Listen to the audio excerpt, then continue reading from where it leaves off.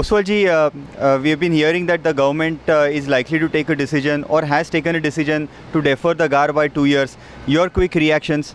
Well, your statement is little required to be modified. The government has decided to defer GAR till India achieves 7% growth, and therefore it is not 2 years. It could be 1 year or it could be 2 years, as you have said. But the issue is, this is a very welcome step, very important step and very bold step. The earlier previous government, which was hell-bent on creating an adversarial impact atmosphere in this country on the foreign direct investment and including industries in India which was going out of the country, I think this government has taken a very bold step, and announcement to this effect is such a relevant for this today's market that FDI as well as Indian market should improve with this announcement. Oswalji, Revenue Secretary, while inaugurating IFA Congress, did touch upon GAR as an important area that government will consider. Your comments on his perspective? Well, the indication was given by Revenue Secretary in IFA Congress on Sunday itself while inaugurating this conference that the government is serious on reconsidering the GAR.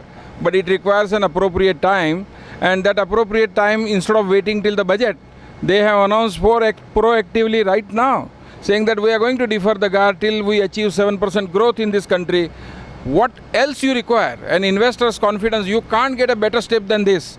The first of all, clear the atmosphere, create clean atmosphere in the country, remove the corruption, and then take the GAR step.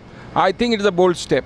Right. And one last question, Oswalji, your personal view, what is the one thing that government needs to fix before getting GAR active? See, the most important thing is as I said, that the aggressive tax planning and aggressive tax assessment which is happening in this country needs to be readdressed properly. And if to require this addressal, you require steps under the revenue as well as step in the private sector as well. An atmosphere should be created, self-compliance should be given importance.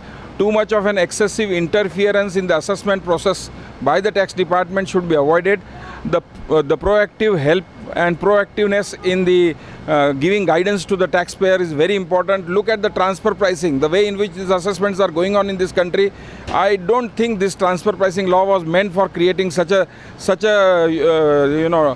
draconian effect in this country. The impact is so severe, so bad. Nobody would like to do business in this country, and that Bombay High Court decision on Vodafone, if I believe the government of India accepts and does not make an appeal against this to the Supreme Court, that will give a good signal to the market, world investors, that the government is serious in doing business. Thank you, Oswalji. Thank you. Thank you.